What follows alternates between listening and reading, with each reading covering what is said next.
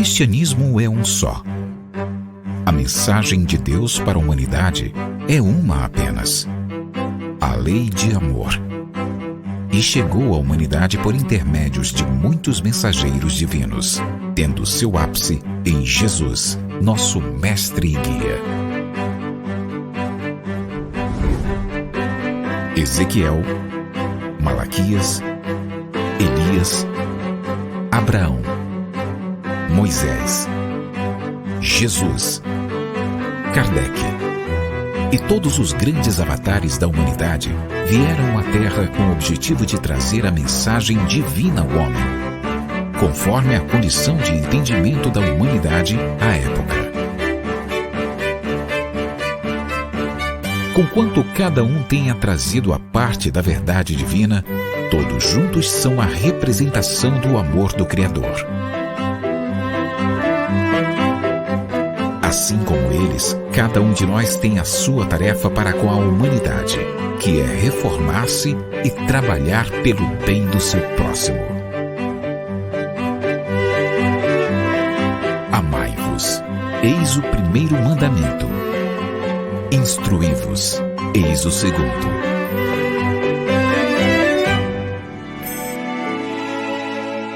Conhecendo o Espiritismo. Centro Espírita Online Casa de Jesus, a morada de todos os corações.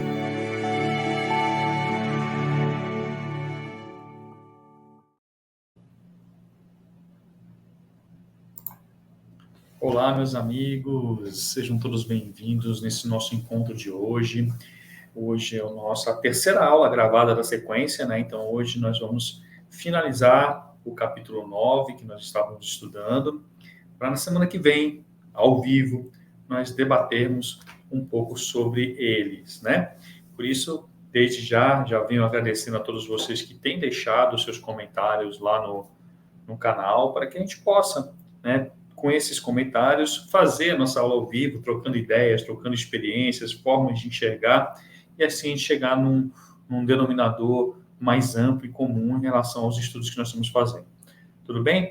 Dito isso, eu gostaria de pedir que vocês curtam os nossos vídeos do canal, não necessariamente as minhas aulas, mas as aulas do canal, porque quando nós fazemos isso, o YouTube ele entende que esse assunto ele tem relevância e ele vai levar mais pessoas que estão procurando sobre o assunto, e assim a gente ajuda, de certa forma, a levar a palavra de Jesus aos corações que necessitam.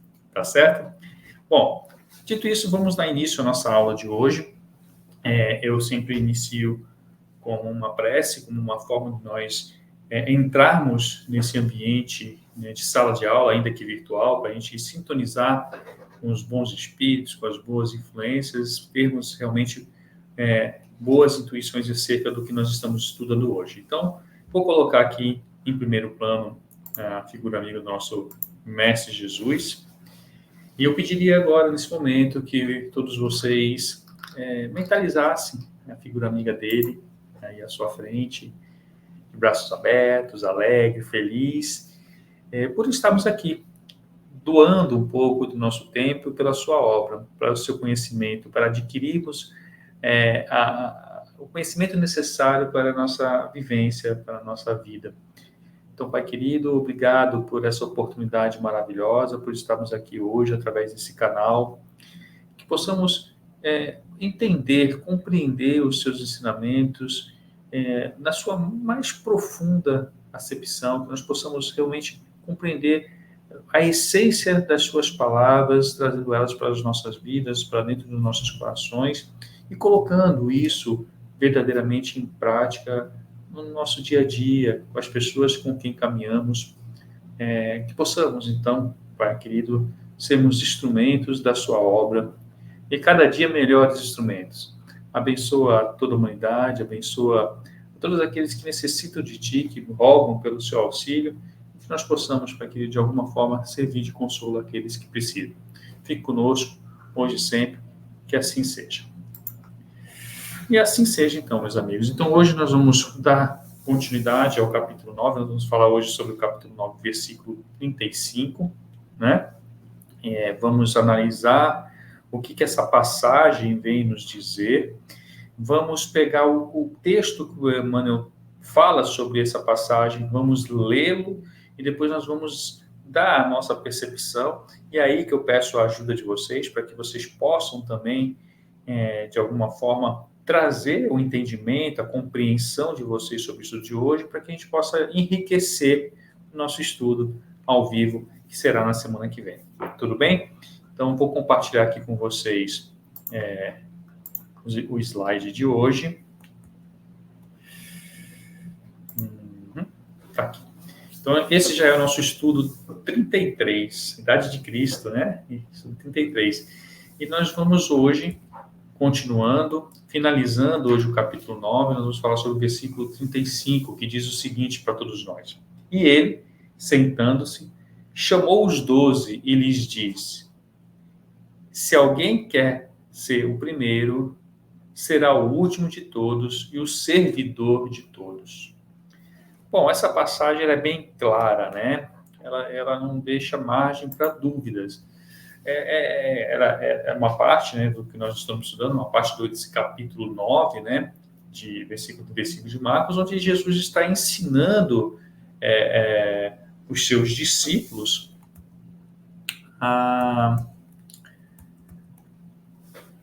sobre a natureza, né, sobre do serviço, sobre a natureza da liderança daqueles que querem seguir o reino de Deus, né?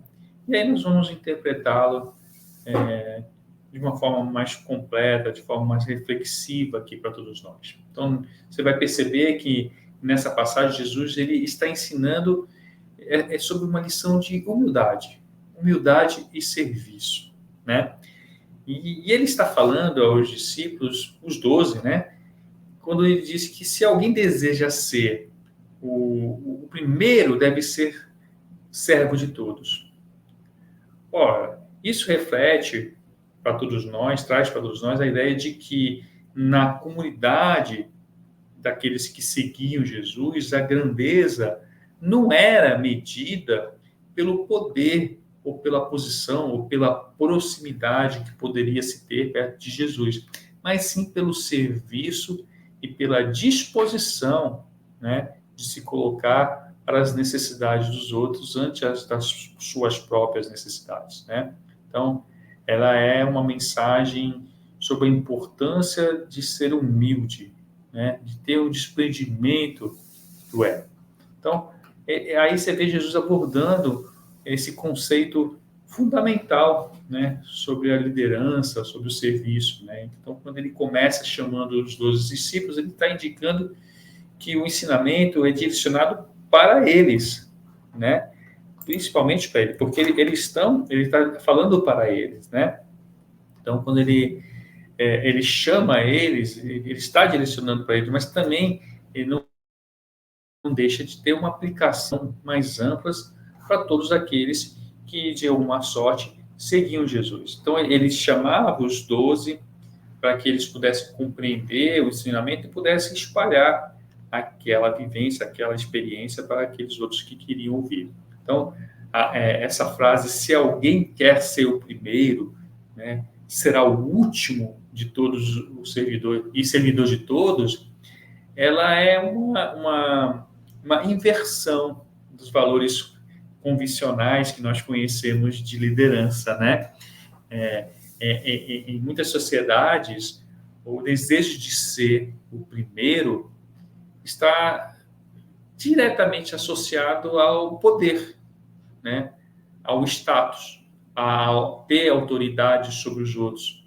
No entanto, quando se fala de Jesus, a gente vê que ele está apresentando uma visão completamente diferente, não é? Então, nós vamos ver aqui que ele está dizendo que no reino de Deus, o verdadeiro líder não é aquele que busca estar no topo da hierarquia, mas aquele, principalmente, que está disposto a servir aos outros.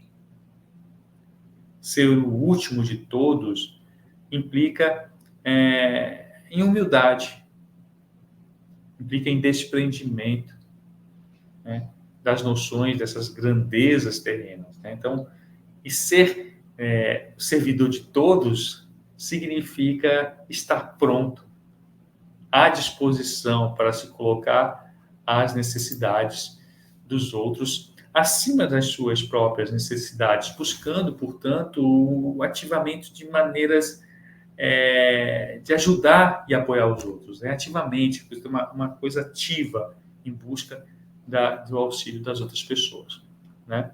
E aí, finalizando já essa interpretação, ainda uma coisa que eu gostaria de dizer é que essa mensagem, ela traz, com certeza, profundamente, né, uma mensagem profundamente contra a cultura, né? Ela é contracultural, ela é contra ao que nós estamos acostumados, né?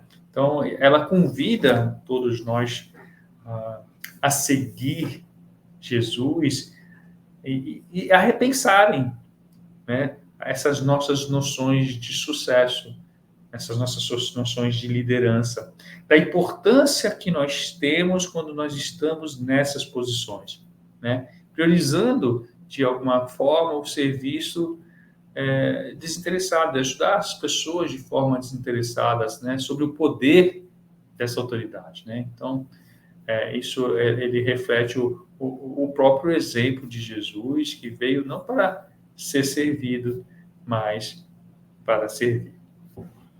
E aí, dito isso, nós vamos seguir agora para o texto que o Emmanuel nos traz, né? E o texto, ele tem um título muito peculiar, né? Que tem relação direta com isso que nós estamos estudando, né? O texto, ele traz o título Maiorais. Maiorais. O que é maiorais para todos nós? Maiorais são aquelas pessoas que, de alguma forma, estão acima dos outros em poder, cultura, dinheiro, né? Enfim. Então, ele traz esse tema. E o que o Emmanuel vem nos mostrar sobre isso? Enfim, antes de nós começarmos, eu vou ler o texto todo, como eu sempre faço. Vamos, depois, parágrafo a parágrafo, dando a nossa forma de enxergar e, como eu disse, deixando vocês sempre à vontade para lá nos comentários darem as percepções de vocês também, tudo bem? Então, vamos lá. Maiorais. Se ser dos primeiros da Terra não é problema de solução complicada. Há maiorais no mundo em todas as situações. A ciência, a filosofia, o sacerdócio, tanto quanto a política, o comércio e as finanças podem exibi-los facilmente. Os homens principais da ciência, com legítimas exceções, costumam ser grandes presunçosos. Os da filosofia, argutos, sofistas do pensamento. Os do sacerdócio, fanáticos, sem compreensão da verdadeira fé. Em política, muitos dos maiorais são tiranos. No comércio, inúmeros são exploradores.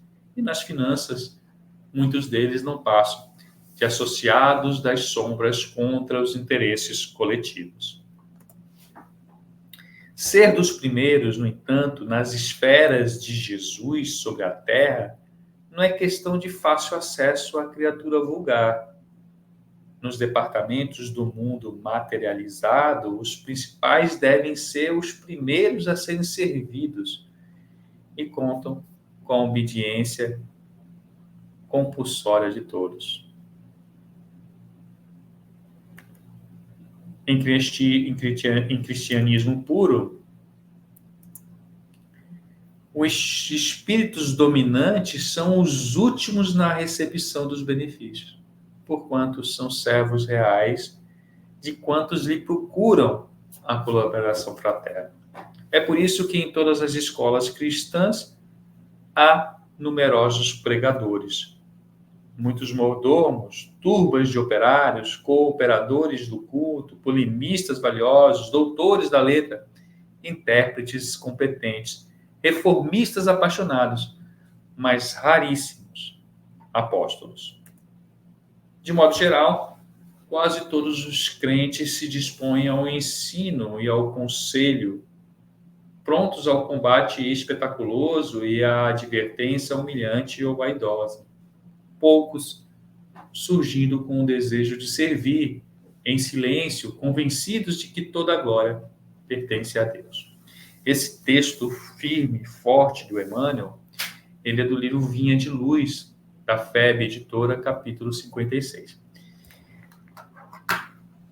É bem forte, né, o texto do Emmanuel, né? Faz a gente realmente, nós que somos cristãos, faz a gente realmente refletir sobre a nossa própria conduta. E eu vou trazer agora para vocês as minhas percepções em relação a esse texto, tá bom? Bem, já aqui nesse primeiro slide, a gente percebe que a ideia central aqui, ela parece ser de que em qualquer sociedade, qualquer que seja, em qualquer momento da história, sempre haverá indivíduos que se destacam como líderes ou influentes de alguma coisa, né, de alguma situação, independente do campo de atuação. O termo maiorais aqui sugere uma elite, pessoas que se destacam, né? Uma classe de pessoas que exercem influência e liderança sobre as outras. E essa primeira frase, ser dos primeiros na Terra, não é problema de solução complicada, ele já vem dizendo que pode ser interpretada de várias maneiras, né? Uma delas é que ser o pioneiro em algo pode não ser necessariamente difícil de alcançar, mas sim uma questão de oportunidade ou de uma circunstância peculiar. Isso pode estar relacionado também à sorte, privilégio, ou mesmo a alguma habilidade de aproveitar as oportunidades que de alguma sorte surgem em nossa vida e a gente abraça ela com todas as forças. Isso pode nos trazer algum destaque. Já essa segunda frase, há maiorais no mundo em todas as situações, ela já vem ressaltando a onipresença dessa elite, independente desse contexto social que a gente possa conjecturar. Então, ele pode ser, seja na parte social, seja na parte política, na parte econômica, cultural, sempre haverão pessoas que se destacam e exercem, de alguma forma, a influência sobre os outros, né? Bom, os exemplos dados aí no texto, quando ele fala da ciência, quando ele fala da filosofia, quando ele fala do sacerdócio, da política, do comércio, enfim, da finança, ele abrange uma ampla gama de campos, né? Onde se destacam que essa elite, dita maiorais, pode ser encontrada em diversas áreas da atividade humana.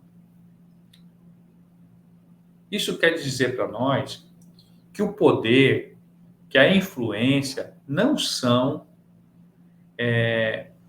exclusivos de uma esfera específica da vida, mas elas serão encontradas em todos os aspectos, de todos os campos, de todos os ramos da sociedade. Já a última frase, que diz assim, podem exibi-los facilmente, ela está sugerindo a todos nós que esses líderes podem ser identificados ou mesmo reconhecidos sem nenhuma dificuldade. O que implica dizer que a elite, ela tem visibilidade, ela está aí para todos veres, né, e tem reconhecimento público, ou talvez que eles próprios, né, sejam capazes de se promover a tal ponto de se destacar em suas respectivas áreas. Mas, no geral, esses dois parágrafos, eles levantam duas questões muito importantes sobre o poder, sobre o privilégio, sobre a liderança, sobre a influência que as pessoas têm na sociedade. E eles sugerem, claramente, que sempre haverá, em toda a história da humanidade, sempre haverá uma elite que exerce o controle, que exerce uma influência sobre os outros. Isso independe do contexto, como eu disse, histórico-cultural. Essa reflexão que nós estamos trazendo aqui pode, assim, nos levar a questionar a natureza desse poder, da autoridade em nossas próprias vidas, né, em sociedade. Aí nós passamos para o segundo slide, né, onde tem esse parágrafo um pouquinho mais longo, que merece um certo destaque aqui. Esse parágrafo, ele traz uma crítica a esses líderes, a esses ditos maiorais, né, em diferentes campos da atividade humana. Porque você vai ver que ele destaca algumas características negativas associadas a eles. Não quer dizer que todos sejam assim, tá, gente? Mas estamos falando do lugar comum e da importância de se estar atento quando você atinge algum tipo de situação onde você se coloca ou é colocado em ênfase, em destaque, né? Mas quando ele começa a falar da ciência, o texto ele está aqui, por exemplo, sugerindo que os principais nomes, né, os principais nomes dessa área da ciência, aqui, eu vou botar aqui para vocês, que esses principais nomes da ciência tendem a ser presunçosos, o que pode, né, claro, de alguma forma indicar para todos nós uma atitude de certa arrogância ou sugerir que eles se coloquem em uma situação de superioridade em relação aos outros. No entanto, menciona-se que há exceções legítimas, né, nos dizendo que nem todos os cientistas são assim, mas muitos há de convir que são.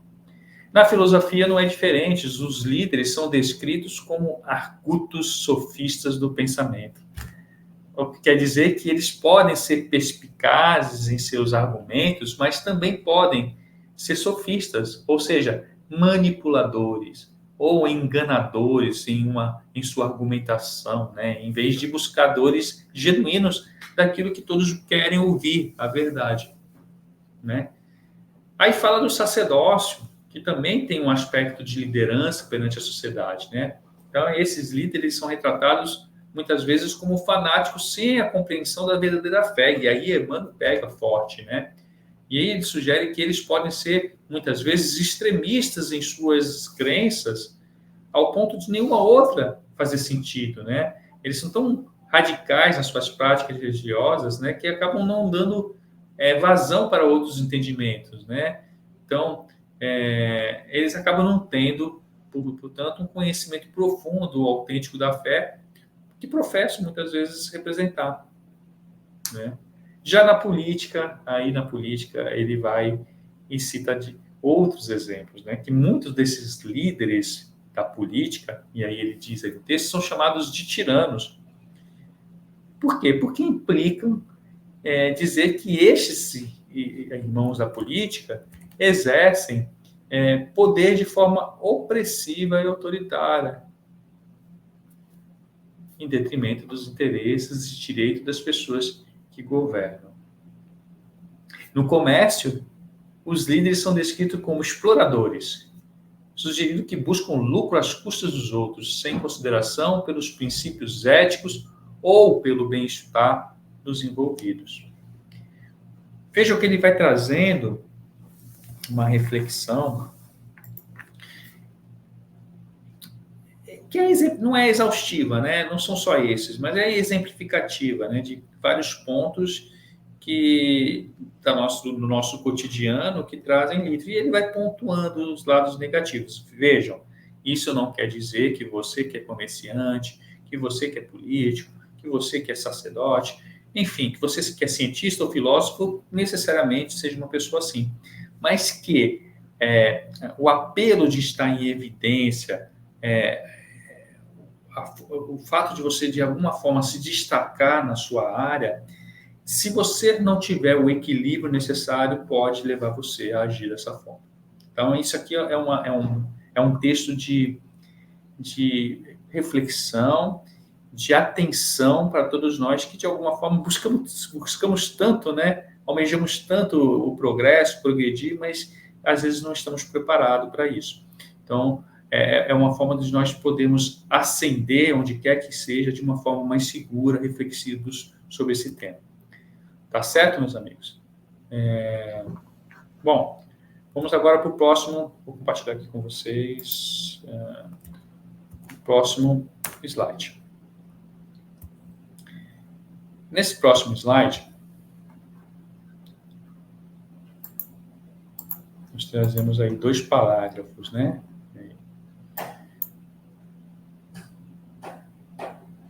Esse primeiro parágrafo, logo de início, nós vamos ver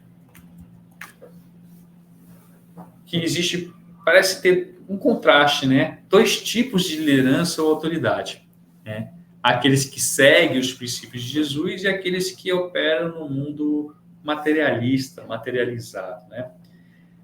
Começando com aqueles que a referência das esferas de Jesus, né, sobre a Terra, o texto está nos dizendo que ser um líder nesse contexto não é algo acessível à pessoa comum. Por quê, Nelson? Porque isso pode implicar que a liderança nos ensinamentos de Jesus requer uma certa ascensão espiritual, uma certa elevação moral, que não é, e nós bem sabemos, alcançada facilmente por todos, né? Requer muito esforço, muita dedicação, muita autoavaliação, né? Mas também pode sugerir que liderar nos princípios de Jesus exige um compromisso mais profundo e uma compreensão mais refinada do que é liderar em outros contextos.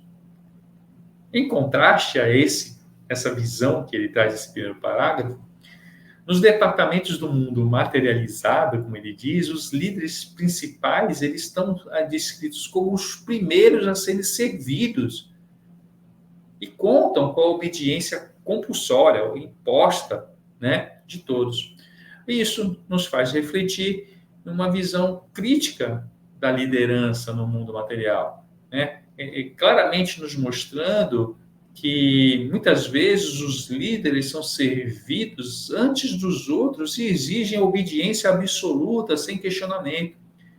Isso implica em uma crítica forte à priorização que nós damos ao poder, ao controle sobre os valores espirituais ou morais mais elevados, né, representados por esses ensinamentos de Jesus. Então, vejam que nesse slide daqui, em geral, parece sugerir que há diferentes padrões e expectativas para a liderança, dependendo do contexto. Aqueles que seguem os princípios de Jesus podem enfrentar desafios e exigências mais elevadas, enquanto que os líderes no mundo materializado podem ser motivados por esse poder, por essa autoridade sobre os outros, porque isso é o comum, isso é o esperado, né, pelos mais pela sociedade como um todo. Ou seja, será que ser líder no mundo materializado, embora seja desafiador, muitas vezes chegar a ter uma evidência, ser alguém de referência naquilo que faz, acaba trazendo algumas facilidades depois. Enquanto que você ser líder, do ponto de vista espiritual, ele é igualmente difícil de alcançar, mas é muito mais difícil de executar, porque você tem que oprimir o seu orgulho, você tem que aprender a servir as pessoas, né? E aí isso requer realmente uma grande dedicação de reforma íntima, né? Vamos lá. Deixa eu ver aqui. Vamos... Está apertando aqui, mas não está indo, né? Vamos ver. Vamos agora para o próximo parágrafo, tá bom? Vamos lá. Foi, agora mudou. Estava travado aqui meu slide. Bom, nesse slide aqui, a gente já consegue observar uma visão sobre a dinâmica de liderança, a dinâmica de serviço nesse contexto do cristianismo puro, né? Ele fala cristianismo puro. E ele inicia afirmando que no cristianismo puro, os espíritos dominantes são os últimos na recepção dos benefícios. Afirmando, né, que aqueles que exercem autoridade ou liderança dentro de uma comunidade cristã não buscam priorizar os seus próprios interesses ou vantagens ou não deveriam fazê-lo, mas se servem aos outros de forma genuína, né, autêntica. Tá? Então, eles são descritos como servos reais, né, daqueles que buscam a colaboração fraterna, implicando que estão verdadeiramente comprometidos com esse bem-estar e o serviço aos outros. Em contrapartida, e a gente sempre mostra o outro lado, ele é apontado que nas escolas cristãs há uma abundância de pregadores, de mordomos, de operários, de cooperadores do culto, polemistas, doutores da letra, intérpretes e reformistas.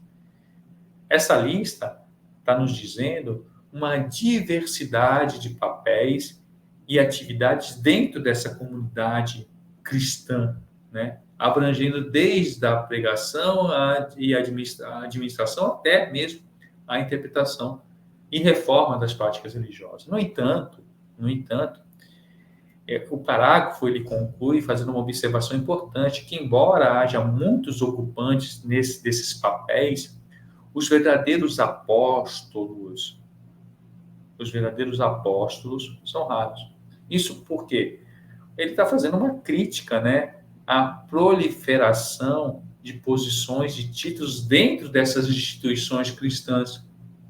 E ele enfatiza que poucos realmente encarnam o papel, o espírito e o compromisso dos apóstolos originais, que foram os principais, né, foram aqueles que realmente resolveram seguir Jesus Cristo, os passos de Jesus Cristo. Então, esse parágrafo, esse slide, na verdade, ele traz uma reflexão dura, assim, né, sobre a natureza da liderança e do serviço dentro do cristianismo, destacando a importância do serviço desinteressado e da colaboração fraterna, enquanto lamenta, em muito, a raridade dos verdadeiros apóstolos entre aqueles que ocupam essas posições de destaque na comunidade cristã. Então, veja que o Emmanuel ele vem trazendo, nesse texto, duras críticas, né? De forma inteligente, ele vem mostrando o que realmente é importante para nós, desde o mundo materializado, porque sempre existirão líderes no mundo material, sempre existirão em todas as esferas. E ele está mostrando para nós como seria ser um bom líder, o que se precisa para ser um bom líder, né? E isso não precisa ser diferente do mundo do trabalho cristão nem do trabalho material. Os líderes eles estão para realmente servir de exemplos, para servir. Né? Um bom líder ele serve de exemplo, de trabalho, de humildade, enfim, para que as pessoas possam seguir o seu passo de forma segura e não se colocar numa condição de superioridade, né, a fim de humilhar os outros. Então, Emmanuel vem fazendo essas duras críticas para que a gente possa caminhar, né, viver essa experiência material da melhor forma possível. Vamos lá, vamos continuar aqui. Vamos agora para o nosso, acho que o último parágrafo, né? Nesse último parágrafo, Emmanuel oferece uma análise mais focada para as atitudes e os comportamentos dos crentes, né? Daqueles que têm fé religiosa, especialmente no contexto cristão, né? Contexto cristão, que é o que nós estamos estudando hoje. E aí, inicialmente, ele observa que, de modo geral, a maioria dos crentes se dispõe ao ensino e ao conselho, estando prontos para se envolver em debates espetaculosos e advertências que podem ser muitas vezes humilhantes ou vaidosas. E aí ele está claramente enfatizando uma disposição para participar ativamente na disseminação da fé e na orientação dos outros, mas também ele destaca uma tendência para abordagens mais públicas e visíveis que podem buscar reconhecimento, que podem buscar elogio e insuflamento do seu ego. No entanto, é apontado que poucos surgem com o desejo de servir em silêncio.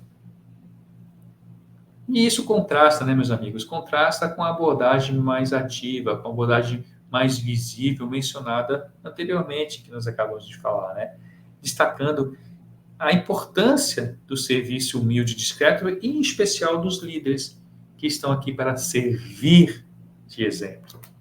Esses poucos crentes parecem ser motivados por um entendimento de que toda a glória pertence a Deus, sugerindo uma atitude de humildade e de referência em relação à divindade. Então, esses são os poucos crentes que realmente dão a Deus toda a glória e toda a reverência, Mas, enfim, finalizando esse texto de modo geral, esse parágrafo final, ele sugere essa grande reflexão sobre essas diferentes motivações e atitudes daqueles que se dizem crentes. E ele destaca claramente a importância desse serviço, desse trabalho para o serviço humilde, desinteressado, e fazendo, claro, essa comparação, esse contraste com abordagens mais visíveis e espetaculosas que muitos buscam para se autopromoverem, para insuflarem, encherem o seu ego. E ele também, já finalizando, meus amigos, enfatiza essa centralidade de Deus na vida dos crentes, e a necessidade de se reconhecer a sua glória em todas as coisas. Nós cristãos, temos que aprender a enxergar Deus em tudo, para que a gente possa compreender a sua grandeza e compreender que realmente nós somos submissos às suas leis, e nós precisamos segui-las, entrar em alinhamento com elas para que as coisas possam ocorrer da melhor forma possível. Então, essa compreensão, essa humildade é importante tanto naqueles que estão na base da religião, como aqueles que estão no nível mais elevado. É importante compreender que não existe escolhidos, Existe aqueles que se dedicam, que alcançam e crescem em determinadas áreas, mas que eles não foram escolhidos por serem privilegiados ou algo do gênero. Não. Eles tiveram os seus esforços, tiveram realmente a sua, como posso dizer, seus méritos, mas isso não faz dele melhor do que ninguém. Tá certo, meus amigos? Então, era isso que nós tínhamos que falar sobre esse tema, que é um tema, muitas vezes, difícil de se tratar, Obrigado. É um tema, às vezes, difícil, porque exige, como eu disse, uma reflexão necessária, É preciso que as pessoas busquem se conhecer, saber como elas se encaixam nessas circunstâncias de relevância, de liderança em relação a outras pessoas. E vão existir sempre níveis diferentes, E é importante, gente, que a gente perceba que todos nós estamos sujeitos a isso, E principalmente quando começamos uma função nova, acabamos de alcançar uma certa notoriedade, é natural que isso acabe mexendo um pouco. Por isso a importância desse texto, porque para quem está começando a ascender em alguma área da sua vida, no campo religioso, no material, que eles possam, com essa reflexão, ascender de forma mais segura, de forma mais reflexiva e com os pés no chão, não é? Bom, dito isso, meus amigos, vamos agora compartilhar aqui a figura amiga do nosso Mestre Jesus, e eu vou finalizar com uma prece de agradecimento, mais uma vez, a Deus pela oportunidade a vocês por estarem aqui participando desse estudo e que nós possamos continuar caminhando juntos, de mãos dadas, firmes, refletindo sobre esses ensinamentos e fazendo as modificações tão necessárias que precisamos fazer dentro de nós. Abençoa, Pai querido, a todos nós, nosso propósito de aperfeiçoamento, fique conosco, hoje e sempre. Que assim seja. Que assim seja, então, meus amigos. Vou finalizar aqui com a nossa musiquinha. Conhecendo o Espiritismo. Centro Espírita Online Casa de Jesus. A morada de todos os corações.